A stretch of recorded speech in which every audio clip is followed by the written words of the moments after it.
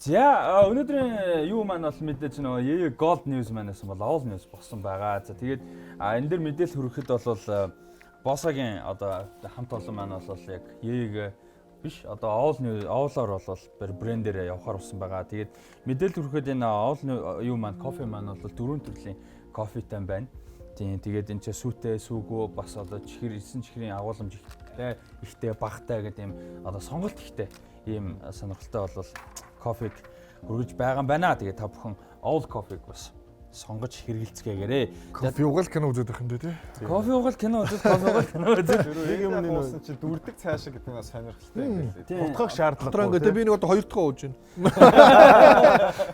Бас амар юм байна. Дамжуулж ингэж нөгөө лифтэн цаа дамжуулж дүрдэг шиг. Гэтэ арай 3 ч арай хүрэхгүй хаа. Арай аймгүй хаа. За юм байгаа юм байна. Тэгээд энэ конференс бас та бүхэн юу ягаараа сонирхож авч хэрэгжилж үзцгээгээрэй. Өнгөрсөн 7 хоногт адилхан юу яасан байгаа? Бэлдсэн байгаа. Ерөнхийдөө шинэ мэдээ гэхээр зүйл бол ховор байгаа учраас ерөнхийдөө сэдвтэйг дугаарынхаа сэдвтэ авцалтуулаад кино уран бүтээл санал болгоё. Санал болох уран бүтээлүүд бэлдэж ирсэн байгаа. За тэгээд энэ өдрийн дугаар бол мэдээж ойлгомжтой Аз уран бүтээлүүд байгаа. Өнгөрсөн 7 хоногт бол илүү дэлхийн уран бүтээл илүү Аз одоо биш Аз гэнэ Европ талдаа ярьсан. Өнөөдөр Аз уран бүтээлүүд яриа. Тэгээд ямар уран бүтээл санал болгохоор бэлдсэн байгаа вэ? Ямар уран бүтээл? Мөнгнөөс биш үү. За би хэлчихье. Сурсан юм. Юу ясаа? Яг 2 кино санал болгохоор ирсэн байна. Тэгээ эхнийх нь болохоор айгу богинохон ярина. Аз гэд нэгэнт кино ярьсан юм чинь ер нь бол Аз медиа салбарын хувьд бол Азийн айгу урлагийн том төлөөлөл бол тэр дундаа Японы төлөөлөл аниме, манга байдаг.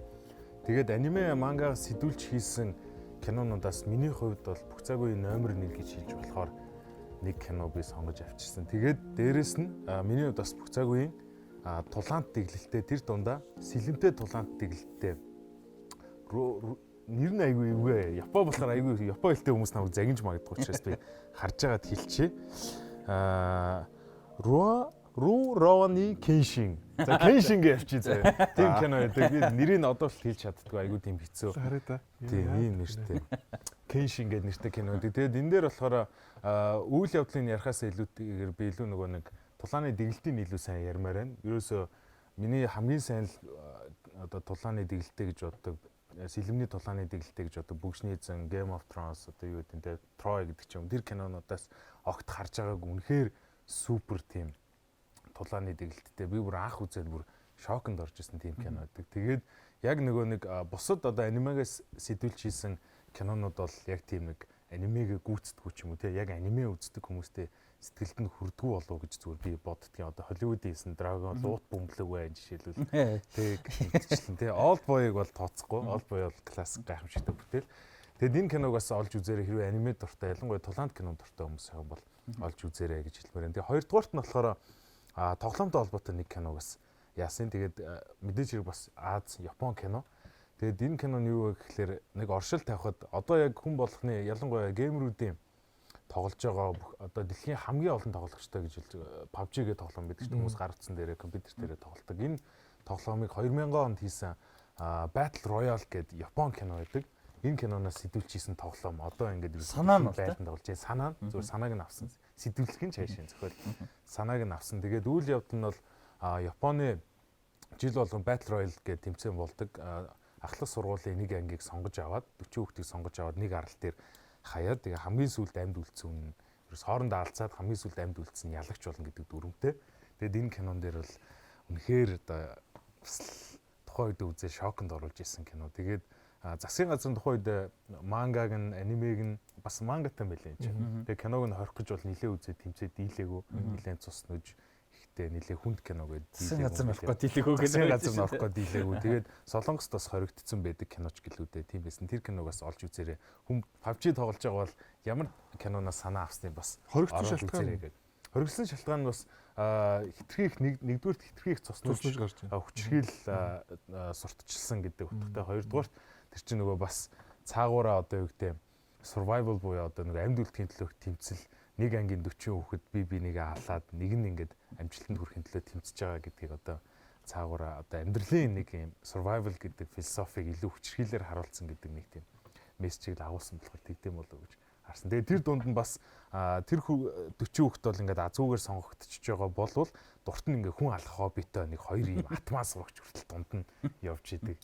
Тийм ингээд хоёр ангитай анги жоохон фейл болсон. Тэгээд уул нь найруулагч нь Японы аягүй мундаг найруулагч яг энэ киноны 2 дугаар ангийг хийж эхэлж байхдаа нас ороод тэгээд 2 дугаар ангийн хүүн үргэлжлүүлж аваад хийгээд гэхдээ 2 дугаар анги жоохон фейл болсон. Тийм кино гэдэм билүү. Сонирхолтой кино. Эд яхаа. За кино гэхэлэр бид нар чинь бидний үед чинь болохоор яг нэг акшн үрээс эхэлж ирсэн угаасаа. Ер нь бол бүрслийг эхэлж ирсэн л та.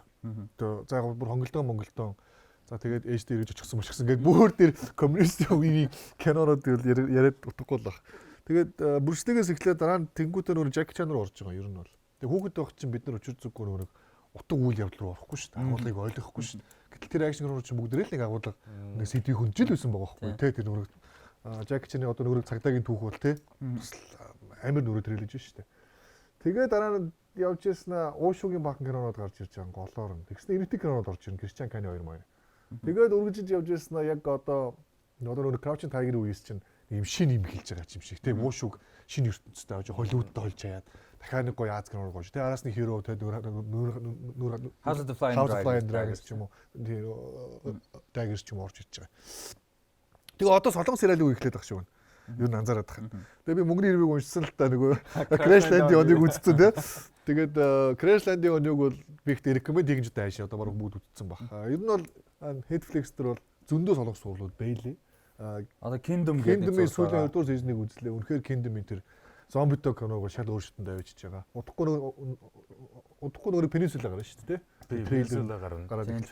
Тэрний талаар бас сэтгэлээ. Trent Busan-ыг үзсэн гэдэг би бас та тэрний талаар сэтгэлээ болцооч. Тэгээд мэдээ юм чинь. Би яг нэг recommend хийх гээд байгаа миний кино юу гэхэлэр Internal Affairs. Infernal. Тэгээд нөгөө trilogy байгаа. Сүүлд бол нөгөө нэг Scorsese бол тэр чинь adapt хийнгүүтээ Оскарын бүтээл болчихсон шүү дээ. Departed ч юм уу шилдэг кино аваад хойжсон. Гэтэл яг үүндээ ориг Хонконгийн бүтээл нь бол юу тэр Departed цаашаа тэр бол бүр аимшигтай кино. Ер нь бол Шон Вүүгийн бүтээлүүдийг бид нар анх үзчихлээ юм байл ер нь эргээ харах лээ. Шон Вүү чинь бас дандаа акшн старуудтай ажилладаг. Гоё хит акшн. Joy Fight-аас авах тагтаа нисэл тээ. Кино болгон дээр дандаа тагтаа нисдэг. Тэгээ эргээ харахаар бидний үеийн тийм акшн кино үзсэн хүмүүс чинь нэг тийм одоо нэг мелодрам руу ерөөс орж өгөхгүй байгаа байхгүй юу. Тэр Parasite эдэр чимэгэд өөрчилж байна л да. Тэгэхээр би Eternal Affairs Infernal те тэрийг заавал үзэрэй гэж хэлмээр. Бас нэг recommend хийх кино бол The Raid. Индонезийн Raid бол бүр ингээ ухаалтмаар те бүр. Би яг тэр акшныг яаж тэгж тэр Индонез бүтээл яаж тэгж хийсэн гэдэг бол үнэхээр Wales улсын найруулагчтай уран. Тэгээ яг бүр акшн зүгээр Онгбакийг үзэж болж байна. Тони Жак айлан тэрэн дээр бас солиор бол. Жиг акшн кино recommend хийж байна. Raid-ийг болохоор яг Индонезийн нөгөө кино уран бүтээлчтэйгээ манай Монголын кино уран бүтээлчдийн левел нь бол адилхан гэж юу н ярьт юм бэлээ. Би яг нэг кино уран бүтээлчээс яг өөрөөсөө сонсч ирсэн. Яг манай Монголын кино уран бүтээлчдийн техник хэрэгсэл мэдлэгийн төвшин бол яг адилхан байдгаа. Тэгээд Raid-ийг үзэнгүүт манай төвшнээс ингээ хит авсан бүтээл гарсан. Тэгээд яг гадаад найруулагч авчирсандаа л байгаа бах л та бас нэг талаасаа. Мань хүн өөрөө юу юм бэлээ яг нөө биднээс толгоон суухгүй л. Гэтэ Wales-д ажиллаж Wales гэнэ хин Wales хүн тэгээд эхнэр гэр бүлтэйгээ Индонезид аягүй олон жил ажиллаж амьдэрсэн юм байлээ. Тэгээ одоо бол 16 болоод 7 онд бол Wales руу гэнэ үсэн юм бэл. Анханасаа тэнцээ Индонезид 2 анги байгаа шүү дээ. Тийм 2 анги. 2 анги. Гурав дахь гарах сураг байна уу? Байхгүй юу? Америк ремейк хийх гэж байгаа. Тэгээд тэрнэр нь бол Gareth Evans өөрөө оролцсон гэсэн Eco West бас оролцсон гэсэн. Тэгэхээр бас нэг арай жоохон гайгүй байж магадгүй. Америк ремейк болох л ороо л. Санаа зовдсон шүү. Аюултай болдсон шүү. Мөнгө. За миний хувьд бас 2 кинотой байна. Нэг нь Япон, нэг нь Солонгос. 7 самурай гэж бид нэр ингээд сонгодог юм гэж мэдэн. Гэхдээ яагаад үзэх хэрэгтэй болдгийг бас мэдгүй болов гэж бодлоо. Тэгээд өнгөрсөн 7 хоногуд нь Япон кино нэлээд үзээд Godzilla өнгөрсөн анги дээр ирцээш бас шинэ Япон кино ирээгээд 7 самурай 3 цаг гарны кино. Тэгээд нөгөө ургац хураах цаг болонгууд дээрэмчдээс та тосгоноос юм чи аавь шүү. Одоо бэлэн байгээд явцсан чинь нөгөө тартагтаалцсан байгаа тариач чинь бид нар өөрсдөө хамгаалах юм бол одоо турж өгөхлээгээд тэгээд 7 самурай авцраад ингээд өөрсдийнхөө тэмцэж байгаа талаар кино аахгүй юу. Тэгээд 3 цагийн кино нэлээд урт гэж хэлээд бодогдно. Хард цагаан Япон 60 жилийн өмнөх алга. Гэсэн чи эхлүүлээ суудсан чи бүр ингээд ерөөс урт юм шиг санагддгүй, удаан юм шиг санагддаг ингээд үйл явдал ингэж хөвөрж ингэж явсараа байгаа л ингээл оргил үедээ тулаал дууссан ерөөсө 3 цаг бол маш хурдан өнгөрчихлээ. Irishman шиг биш вэ те? Irishman-ыг би өөр арай гэж үзэж дууссан. Оскар дэвшиж байгаа юм тултаад гэж нэрээ. Би бүр 3 тасч үзсэн. Тэгээд 3 цаг нь ерөөхдөө нөгөө киноны 3 үе гэж байдаг шүү дээ одоо тий. 1-р хэсэг 2-р хэсэг. Эхнийх нь болохоор ингэж 7 самурайгаа танилцуулна. Америк кино бид нар үзэх нөгөө хайс кино, дээр мэд кинод байдаг шүү дээ. Тэр нь тэгдэг гингүүт ингээл богинохон монтаж аваад тэгээ амар кул хүн ирээл дараач нь яг адилхан тийм.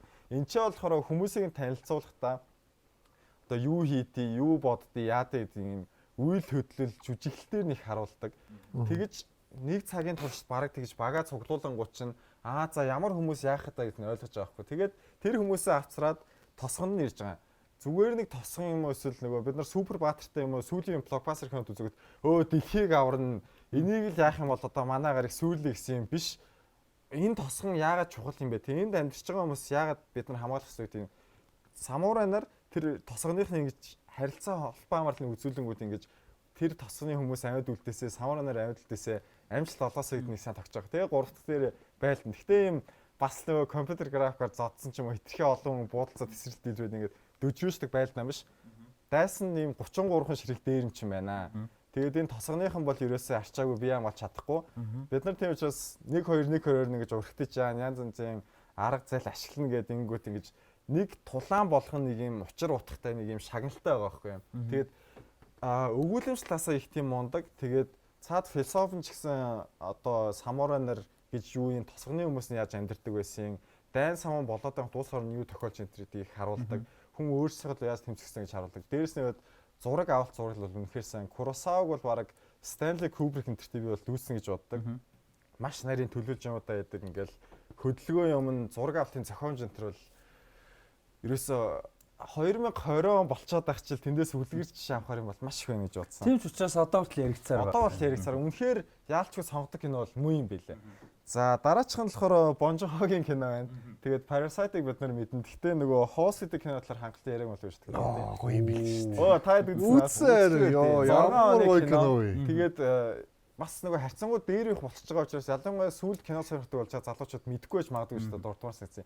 Энд чинь болохоор нөгөө Солонгосын хан мөрөнд нөгөө Солонгосч Америкийн цэргийн бааз байдаг. Тэнгүүт бөө хиймэн бодсон асгаад хайцсан. Тэгсэн чинь тэнчэнээс нэг заас мутаас гараад тийм том монгосод гараад ирдэг.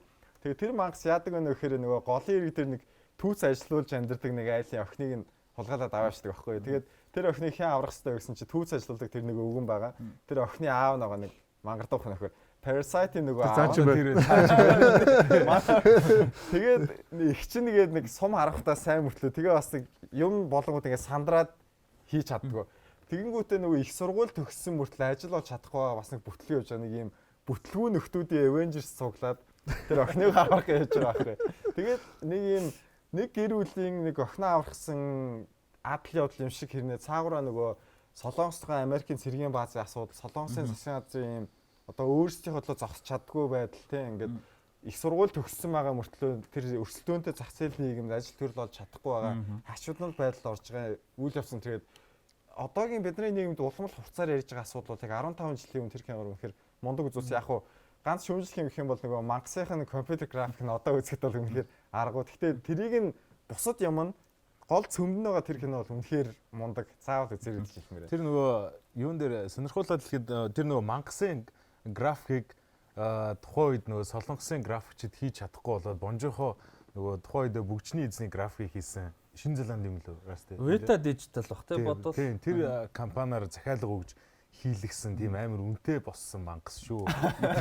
Аян юм уу Weta юм уу тэр хоёрын л нэг. Ямар ч 2006 онд гэхэд бас тухайн үед үзсэн бол бид нар ваал гэж л байхгүй юу тийм. Одоо бол мэдээж тэр бол хэцүүлэхэд ирээдүйд багс байгаа юм л та тийм. За гоё тэр нөгөө мангастай тэр нөгөө нэг хүн дотор хэсгүүд дээ шүү дээ. Охинтой те нөхөн дотор байгаа. Өөр бас жоохон хүн байдаг. Тэр бол аюу сайн графикуд байдаг шүү дээ. Яг нөгөө мангас бүтнээрээ гарахаар л болох байж тохиолдсон. Хураасаас ганцхан юм хэлж. Тэгээд Солонгос Япон кинод үзэж байгаад яагаад Аз кино тийм бол гэсэн чинь нөгөө 2 дугаар дантай холбоотой асуудал их байт юм байлээ. 50-д он яагаад Солонгос Япон киноны алтан үе байсан бэ гэсэн чинь тэр үеийг хүртэл нөгөө Япон цэргийн засгийн газартай байсан. Гадны кино медианых үздэггүй. Тэгээд дандаа нөгөө их оронч үзэл, үндэсний үзэл, үндэсрхийг үзэл ийм харуулна. Америк кино үзэж болохгүй, англи кино үзэж болохгүй тиймээс. дайнд ялагдсны дараа болсон чинь нөгөө Америкт орж ирээд ардчил, эрхчлөө гэсэн яг үзүүлэн дээрээс нь нэмээд нөгөө үндэсний үнсрийг үзэл байж болохгүй гингүү чинь байлдаан тийм үү түүхийн одоо болоод нөгөө шинжлэх ухааны зөвгөнөлт кинонууд Godzilla юм уу тийм өөрөөр сэдв нийгмийн утгатай юм их гарч ирсэн юм. За санал болсон кинонууд гоё үзцгээгээр би болохоор яг зүгээр Япон үзэж ирсэн Аз кинонууд гэх юм бол Япон солонгос кинонууд мэдээж арай их байгаа. Тэгээ би нөгөө 10 жилдээ Япон сургууль сурдаг байсан. Тэгээд нэг тийм Япон юу бол байдаг байсан дуурсан. Би тухайд нь үздэг байгаагүй сонирхдаг байсан. Тэгэхдээ дараа нь ингээд нөхөд үзээд явангууд бас тухайд нь үзсэн ганц кино бол Нана гэдэг нэг манга байдаг. Тэрнээс хэдүүлээд бас кино хийсэн байдаг. Ийм нэг охин юу яагаад нэр нь андуурагдаад нэг юм апартментэд өөртөө адилхан нэртэй охинтой ингээд юу ячдаг. Roommate болчдаг. Гэтэ тэр шал хоёр өөр юм тис хоёр ондоо personality тэгээд тэр хоёрын тухай ингэж өрнөлдөг юм хөөрхөн гоё story. Тэгээд дуу муу бас алдартай Мика Накашима гэдэг дуучин жүжигчин бас өөрөө тоглосон гоё дуунуудтай ийм кино байдаг. Манга нь бас гоё. Тэгээд би бол нэг тийм амар фэн байгаа гэхдээ манай найзууд тухай за тэг үзэн хүмүүс мэдчих. Cross Zero гэдэг нэг Япон кино байсан. Ахлах сургуулийн нэг атмануудтай тий. Тэр бол өстой бөө юм болдог гэсэн. Тэр үед өстой бараг сургуулийн арттууд цуглаад өстой зодтолтох нь бол. Тэр бас санаанд орж ийн. Тэгээд сүүлд үзсэн нэг уран бүтээл юм л яг уран сайхны кино бол биш баримтат кино. One Child Nation гэдэг юм баримтат кино байсан. Тэгээд энэ болохоор ойлгомжтой нөгөө нэг 75 оноос тий 85 оноос хөлттэй юу ч нөгөө нэг хүүхэдтэй хууль байсан шүү дээ. Сая 15 онд байсан. Тэрний нөлөө юу нь ямар байсан юм бэ? Хүн болгонд энгийн хүмүүст энгийн ард иргэдэд яаж нөлөөсөн юм бэ гэдэг талаас нь маш хүнд энэ найруулагч одоо продюсер эмэгтэй нь өөрийнхөө бүр яг туршлагаас ингэж хуваалцаж бүр ингэж гэр бүлээгээ туршлагаас гаргаж хийсэн юм. Нэлээд хүнд маш хүнд ер нь бол гэхдээ энийг бас үзэхэд буруудахгүй байх гэж бодчих чинь бид нар ухаарахтаа бол мэддэг л байсан шүү дээ. Бид нар энэ ерөнхийдөө тэр генерашныхан одоо хятад бол нэг хүүхдтэй л байдаг гэдгийг л мэддэг. Гэхдээ яг тэр нь нийгэмд нь яаж нөлөөлж байна? Энгийн ард иргэдэд нь яаж нөлөөлж байна? Сэтгэл санаа талаас эдийн засаг мөн одоо амьдралтай ажил төрөл яаж нөлөөлж ин гэдгийг бол мэдгүй. Одоо чи тэрний нөлөө гэхэд хүм гэр бүл болгон эрэгтэй хүүхдтэй болох гээд эмэгтэй хүүхд төрчөнгүүд нөгөө нэг яадаг одоо бүртгүүлгүй хайчдаг байсан тий. Эмэгтэй хүүхдүүд нь улсад одоо бүртгэлгүй амьдарч өссөн жишээ нэг хүүхдтэй болж болохгүй, сургууль сурч чадахгүй тий ингээ хар ажил хийж насан турсан гэдэг ч юм уу. Тийм юм нөлөө айгүй их байдаг. Тэгээд нэлээд хүнд гэхдээ бас хөш орныхоо талаар юм нэлээд юм том одоо сэдвийг мэдхэд илүүдэхгүй болов гэж бол бодож байна. Тэгээд бас боломж нь олдвол үзээрэй гэж санал болж байна. Жохон хүнд. Тэгээ нөгөө талаас арай өөр юм гэх юм бол Ghost in the Shell байна. Би тэгээд ер нь яриад байдаг. Гэхдээ аль хэдийн үзсэн хүмүүс нь бол мэдж байгаа хаа. Гэхдээ 95 онд орсон аниме байгаа. Тэгээд өмнө нь бол манга байсан. 2 ангитай. Гэхдээ 20 дахь анги нэг тийм гол бол биш. Яг 95 онд гарсан анимег бол үзээрэй гэж зөвлөмөр. Энэ тэгээд нэгдүгээр зураглал талаас үнэхээр гоё. Түрүүний ярьсан сэдвт бол одоо авцалт нь маш гоё зурагтай. Тэгээ тэрнээсээ гадна хөндөж байгаа сэдвүүд нь маш гоё. Ghost in the Shell боё одоо яг энэ бидний сүнс гэж юу юм бэ те? Бид нар яг юу бидний хүн болгоод юу роботоос одоо тэр ингээд одоо маш өндөр зэрэгэлт хөгжсөн робот машинаас юуг бид нэр ялгарлаад байгаа юм бэ гэдэг ийм асуултууд бас айгүй их гардаг энэ дээр. Тэгээд хөндсөн сэдвүүд нь бол үнэхээр гоё philosophical idea их байдаг. Зарим хэсгүүдийн бол би ингээд яг хүүхэд тахт үзэж байхдаа ойлгох төсийг юу илэрхийлэх гээд байгаа. Тэр нэг юм хоор хөгжим яваалтай ингээд хотыг харуулаад тэр ингээд одоо яг юу гэж илэрхийлэх гээд байгаа ингээд тэрний талаар одоо мэтгэлзээл найз нөхдөдтэйгээ тэгээд үзэд бол маш үзэсгэлэнтэй юм гоё кино байгаа. Тэгээд одоо хүртэл 100% ойлгосон гэж бол хэлж чадахгүй. Гэхдээ би одоо жил болгоо ингэж дахиж үзэх дуртай Ghost in the Shell юм мондөг уран бүтээл байдгаа. Тэгээд үзээрэй гэж зөвлөе. За өөр тэгээ санаанд орсон уран бүтээлүүд байна. Нэг кино байна. Би саяхан үзсэн байхгүй. Тэгээд солонгос бүтээл саяхан 18 оны кино л дээ. Маш энгийн кино. Тэгээд Франц киноноос сэдвүүлж авч хийсэн солонгос кино юм билээ. Сэдвүүлж бүр ремейк хийсэн. Тэгээд үйл явдал нэр нь болохоор Intimate Strangers гэдэг нэртэй. Үйл явдал нь яадаг вэ гэхлээр ерөөсөө ингээд багасаа найзлсан ахлах сургуулийн дөрөв ингээд найз том болоод ихнэр хүүхдээ гэр бүлтэй болсныхаа дараа нэгнийдээ сууж оройн зоог барьдаг байхгүй эхнэрүүдээ бүгдээрээ дагуулж ирээд тэгээ оройн зоог жоохон уйтгартай болоод эхэлсэн чинь нэг найз нь санаа гаргаад нэг өвөөгүй санаа гаргацг нь юу байсан бэ гэхээр бүгдээрээ гар утсаа ширээн дээр гаргаж тавиад хинийхэн чамааг утсан дээр ирсэн notification message пост юу гэдэг дуудлага бүгдийг өөнөрөө уншина дуудлага ирэх юм бол бүгдээрээ спикер дээр тавьж сонсно тэ зураг ирэх юм бол бүгдээрээ үзнэ тийм дүрм гаргадаг байхгүй. Тэгээд тэрнээс хойш ерөөсөө 2 цагийн дотор тэр найзууд ерөөсөө зарим дайсан болох нь болоод эхнэр нөхрөөс салах дээрээ тулаад бүр амар юм болдог хөх. Тэгээд энэ дээрээс зүгээр юуг олж харах вэ гэхэлэр ерөөсөө нэг ингээд одоо бид нар шиг ийм нэг өрөөнд дотор зураг авалт хийсэн кино яаж сонирхолтой хэрвээ чанартай зохиолтой юм бол яаж сонирхолтой болдсон бэ гэдгийг манай кино уран бүтээлчид бас үзээсэй гэж бол би хүсэж байгаа. Үнэхээр өөдөхгүй. Би Францыг бол үзээгүй. Хүмүүс болохоор IMDb дээр ороосон чи Франц нь илүү өндөр үнэлгээтэй. Тэгэхээр Франц нь илүү гоё байх. Харсан чинь нилээ бол нэр ремейктэй тийм байлаа. Америк тэгэл Латин Америк энэ төр хөвлбүүд тийм үү. Нилээ бол хөвлбөр гэдэг байлаа. Юуг бол хүмүүс үзсэн байх л та. Гэхдээ нөгөө Бонжихогийн нөгөө юу ш нөгөө Memories of Murder тэгээ сүүлд мэдээлэл өргөхөд нөгөө алуурчин барьсан билээ шүү дээ. Жинхэнэ амьдрал дээр бол тэр нь аль хэдийн шоронд өөр хэрэгээр суудсан байсан бол таарсан байсан. Тэгээ бас Бонжо одоо нөгөө мундаг фильммейкерүүд ингэдэж шүү дээ. Одоо ингээд нөгөө Parasite гараад Бонжо хүмүүс мэддэг болчихж байгаа, мэддэг байсан ч хүмүүс мэдээж байгаа. Тэгэнгүүт ингээд нөгөө өмнөх уран бүтээлийг хүмүүс үздэггүй тохиолдол бас их байдаг. Сая хин мөнгөн the host киног санал болгосон. Энд ч сая Memories of Murder гэж би бас Бонжоо ярих юм. За Snowpiercer хүмүүс сайн мэдв. Ягаад кино Chris Evans тогсон учраас бас сайхан мэдэх мал нь өндөртэй. Тэрнээс гадна Окча гэх кино байгаа. Бас яг үзэхэд би бэлдсэн байгаа. Окча яг хүн трейлерыг харчаач юм уу зураг ингээд санааг нь хахаар үздэг байхгүй ингээд нөгөө CGI компьютерээс авраг гахаатай тэгээд ийм жоохон өхөн хоёр адлавталтай ингээд нэг тийм хөлөж байгаа. Гэхдээ тэрэн дээр ингээд үзэх юм бол маш олон сэдв хүндсэн байгаа. Одоо нөгөө махны индастри тий амтны махны индастри байж. За тэгээ үйлдвэрлэлээс гадна тэрнээс хүмүүс яаж хохирж байгаа, амтд яаж хохирж байгаа, тэрийг нөгөө байгууллагын нь хүмүүстэй индастри салбарын нь хүмүүс тэрийг яаж зүгээр ингээд тоо болгож харж байгаа амьд амтан биш те. Тэр яаж ингээд энгийн хүмүүс ард иргэдэд яаж нөлөөлж байгаа гэдэг ч юм уу. Айгуу тийм содон гой санаануудыг содонж байх те. Сонирхолтой санаануудыг чухал сэдвүүдийг сонирхолтой өрхөнцсөн ийм кино байгаа Окча бол. Тэгэд бас бид эдийг яриаггүй гэж бас хүмүүс шүүмжиж магадгүй нөгөө ойрт орнууд юм мэдээж мундаг шилдэг одоо уран бүтээлчд байгаа. Да Аббас Киаростами гэдэг ч юм уу, Ашкар Фархади гэдэг ч юм уу те. Тэр уран бүтээлчд мэдээж байгаа тэднийг мэднэ. Зарим нь үзег байх, зарим нь үзсэн байх хугацаа маань ингээд эдгийг нөгөө данглаар үзеэгөө таач чадахгүй тэгээ гачи явуулсан шүү дээ өмнөх доо. Тэгсэн шүү дээ. Спортыг нөө ярих доо. Биш ээ нөгөө нэг сая өмнөх нөгөө тийм үү данглаар ярьсан юм уу таа. Өмнөх үү маяг дээр бичсэн чи би таач чадахгүй. Надаа ганцхан Америк болгоо шүү дээ. За таад ингээд Японлогс киноос чинь Аз киноос чинь тий. Тэнгүүд барууны юм уу Европ киноос ер нь яг юугаараа ялгаатайсан гэдэг одоо.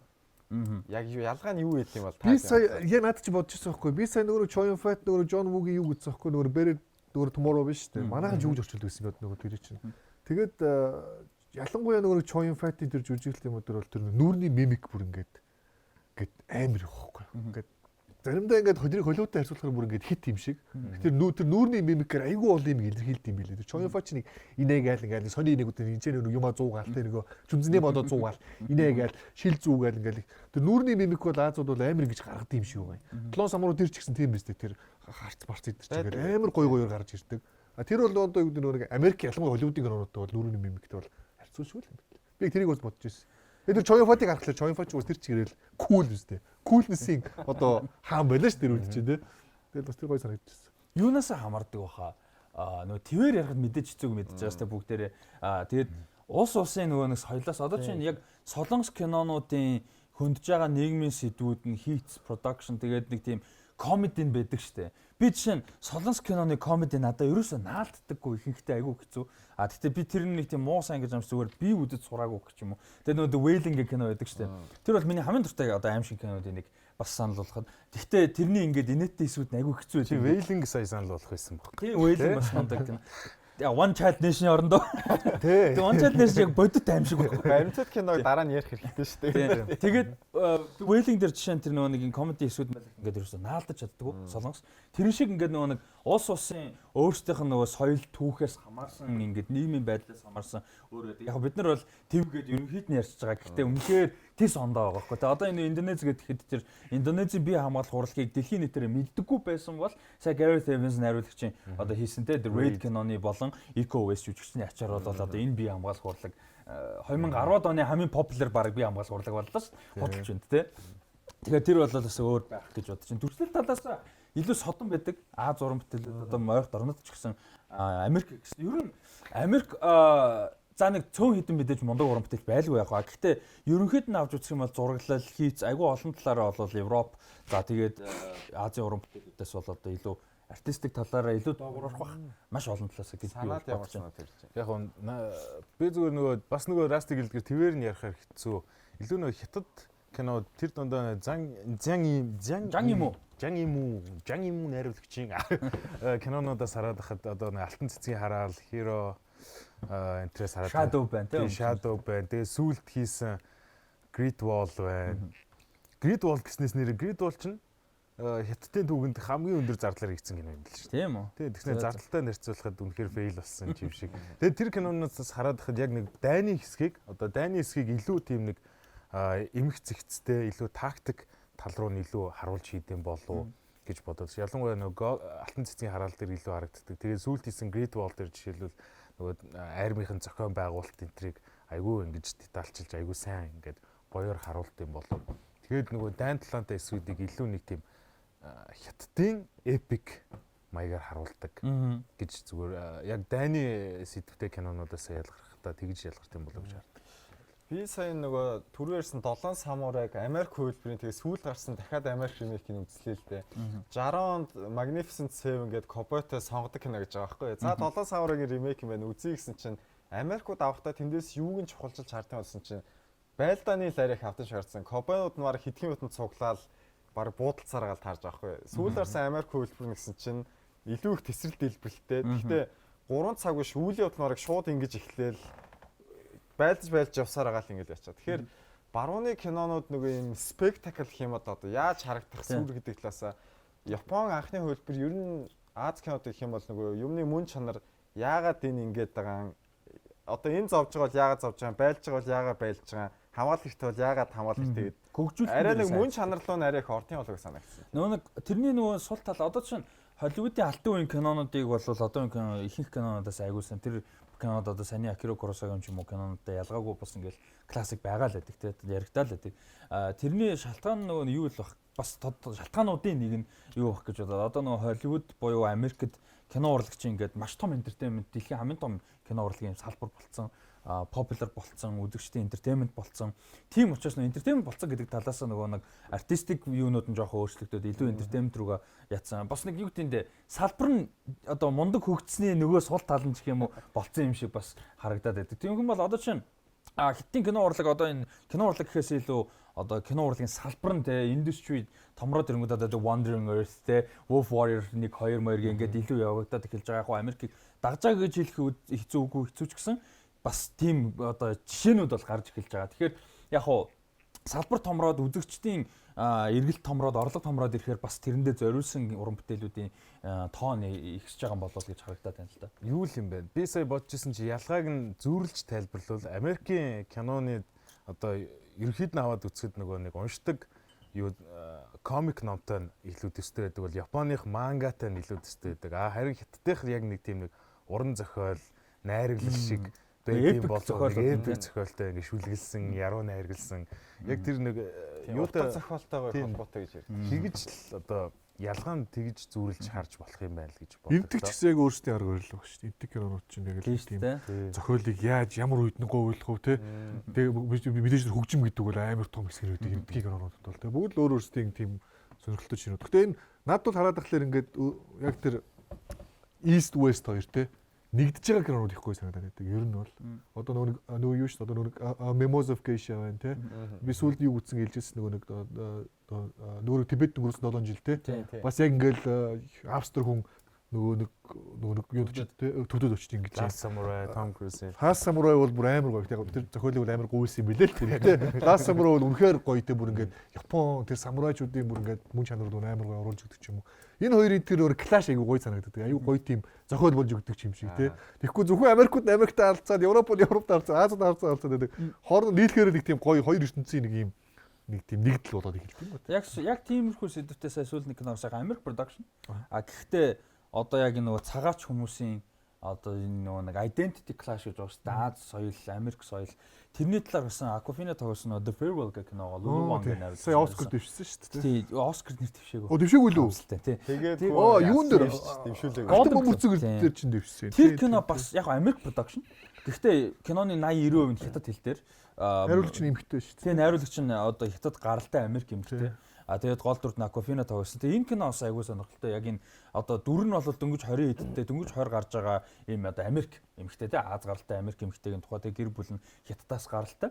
Тэгээд сонирхолтой одоо соёл бас тэнцээ гарч байгаа нь эмээ нь хор тавдар тусцсан. Тэгээд эмээд нь хэлэхгүй.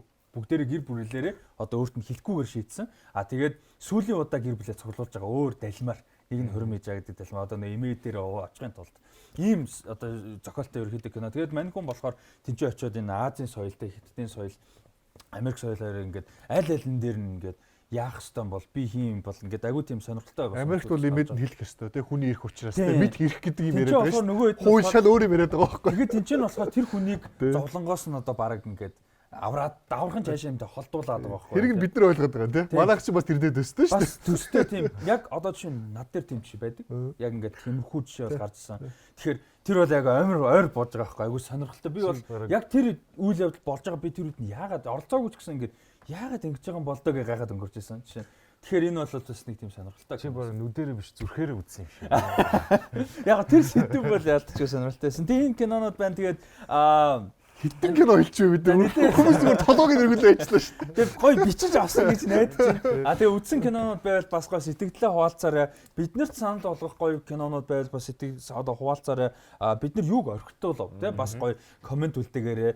Тэгээд юу яа? All news болон маань энэ хүрээд өндөрлж байна. Тэгээд хэсэг хугацааны сурталчилгааны дараа эргээд уулзцгаая.